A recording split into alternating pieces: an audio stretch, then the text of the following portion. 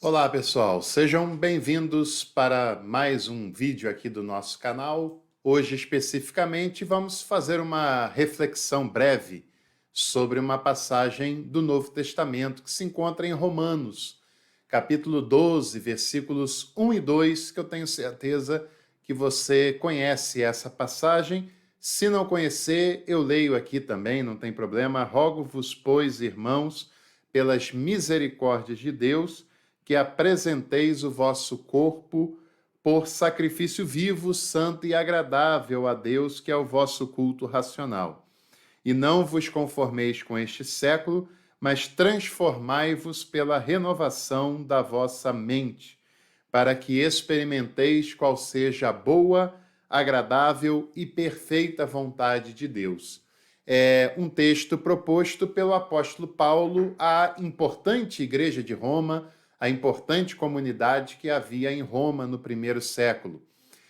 Esse texto nos leva a refletir um pouco sobre a carta e o contexto que aqueles cristãos encontravam na cidade de Roma. A carta aos Romanos, considerada por muitos a mais teológica de todo o Novo Testamento, texto esse que grandes teólogos já escreveram atentamente, minuciosamente sobre o seu conteúdo, como João Calvino, como Calbart, como Elza Tames e tantos outros nomes, né? Essa carta se divide da seguinte maneira: do capítulo 1 até o capítulo 8 é uma parte teológica, né, em que Paulo fala sobre salvação, regeneração, justificação pela fé. No capítulo 9, 10 e 11 fala especificamente sobre os judeus, até porque as primeiras comunidades cristãs eram de judeus que aceitavam a Jesus como seu Messias. E do capítulo 12 em diante é uma parte mais eclesial, uma parte mais prática, com conselhos do dia a dia que Paulo passa à comunidade para a sua vivência diária. E ele começa essa parte rogando aqueles cristãos, né? Rogando é pedir com muito mais ênfase, com muito mais clemência, com muito mais força, porque se tratava de algo muito importante o que ele tinha a pedir para os romanos, né? E ele pede pela misericórdia de Deus que eles levem em consideração as misericórdias de Deus, as bondades de Deus, as compaixões de Deus em favor dos seres humanos e que a partir disso reflitam sobre uma questão muito importante, que eles apresentem os seus corpos como sacrifício vivo, santo e agradável a Deus. Ou seja, que não se apresentem apenas uma vez por semana em um determinado lugar. Você sabe que para muitas pessoas oferecer culto a Deus é ir aos domingos na igreja, seja no horário que for, prestar lá alguns cânticos, algumas ofertas, quando muito, e prestar atenção no que está acontecendo no culto e depois voltar para as suas casas. Isso não é prestar culto a Deus, embora quando feito com sinceridade, a celebração comunitária tenha o seu valor. Mas Paulo está falando de algo muito maior do que isso, muito mais profundo do que isso. É que cada um de nós, e essa é uma decisão pessoal, consciente, amadurecida, que ninguém pode tomar por nós, que só nós podemos tomar, né? Que nós devemos tomar a decisão de nos apresentar como culto a Deus. Não apresentar coisas, né? Não apresentar subterfúgios, não. É claro que nós também cultuamos a Deus com as nossas ofertas e não tem sentido alguém que crê em algo que não contribua também para aquele algo, seja a igreja, seja um canal de teologia, seja algum outro propósito na sua vida, né? Você não pode amar os seus filhos sem contribuir para o seu crescimento de alguma maneira. Você não pode amar algum projeto sem se envolver com esse projeto, né? E Paulo está falando de algo que é muito maior até do que isso, é se oferecer como culto a Deus. Isso inclui as ofertas, isso inclui as possibilidades, isso nos inclui como um todo, porque o discipulado de Jesus é um chamado que nos compromete como um todo. Não apenas uma parte de nós, não apenas um horário, não apenas um lugar, mas nos compromete como um todo.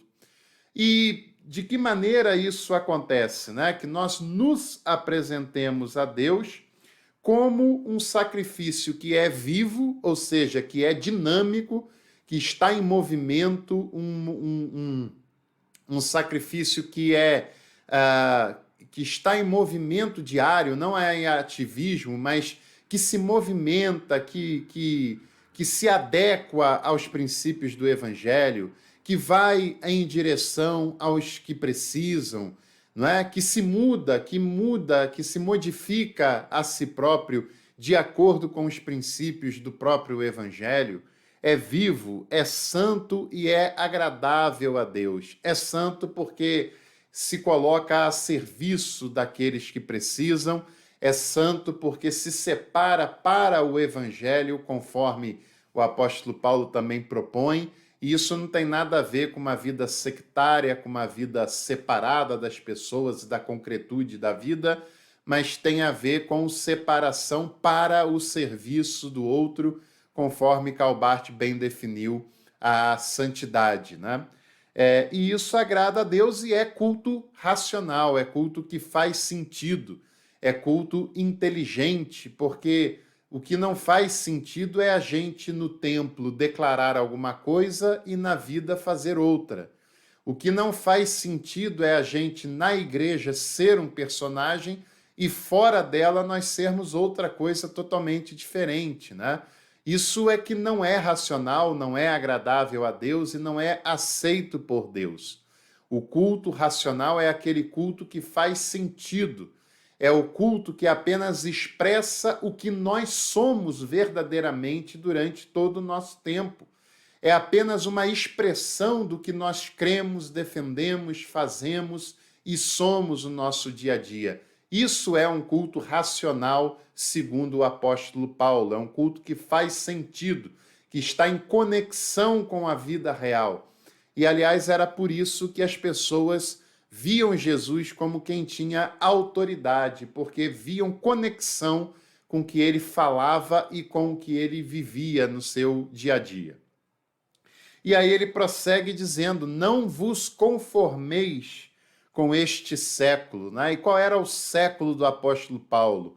Era o século, um dos séculos da vigência do Império Romano, o império que era opressor, o império que perseguia, o império que era explorador, o império que gerava pobreza, discriminação, desigualdade. E ele pede à igreja para não entrar na forma, isso é conformar, é entrar na forma que esse Império Romano estabelecia, né? Não permitir com que os cristãos se moldassem pela ganância, pela exploração, conforme o Império fazia. E nós precisamos pensar em quais são as formas do nosso século, do nosso tempo, que são diferentes da época de Paulo, pelo menos na forma, né? Mas no conteúdo talvez tenha muita coisa igual. Muita gente entrando na forma da discriminação, do preconceito, da intolerância. Muita gente cristã, né? Muita gente cristã que deveria defender valores essenciais para a sociedade, defendendo armamento, defendendo ataques, por exemplo, à democracia e à dignidade pessoal, né? Muitos cristãos defendendo a intolerância contra grupos específicos da sociedade, agindo exatamente de modo oposto ao que Jesus fez, falou e nos ensinou na sua vida e na sua jornada. Jesus nunca teve uma postura de discriminação, nem por conta do gênero, ele conversa com mulheres, o que não era permitido para aquela cultura, nem barreiras religiosas, ele se encontra um centurião romano que era um pagão e ele diz que nem em Jerusalém viu uma fé como a daquele homem, se encontra com a samaritana, com a mulher sírio-fenícia, com tantas outras pessoas, né? Jesus não tem nenhum tipo de discriminação pelas pessoas por sua classe social. Jesus tem um pé atrás com relação aos religiosos, aos moralistas, né? Com aqueles que se sentem os porta-vozes da vontade de Deus, que falam muito sobre amor, mas não amam, falam muito sobre Deus, mas mostram uma vida bem distante desse Deus.